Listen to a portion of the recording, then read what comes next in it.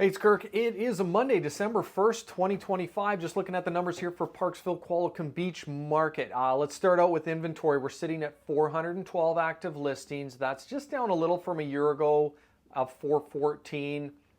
But let's look at sales. So last year, the last 30-day period, 92 sales were reported.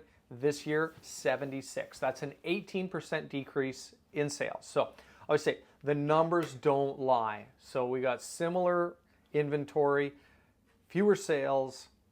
The market's not as strong as it was a year ago. However, we're still sitting in balanced market territory. We're at 5.42 months of inventory, which is getting to the upper limit of balanced. Once we hit 6 months, then we're in buyer's market. So we're still not in buyer's market, but sales are slower, inventory is slower.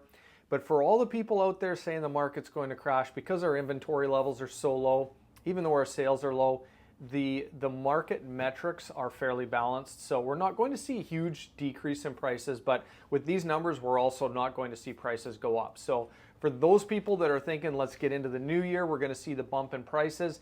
Based on these numbers, that's not going to happen. And I've mentioned this before, for the last 3 years, we've seen lower prices in the spring than we saw in the fall. So we'll see if that holds true again for this year. But what I do know is you adjust your price. The buyers are out there. Properties are still selling.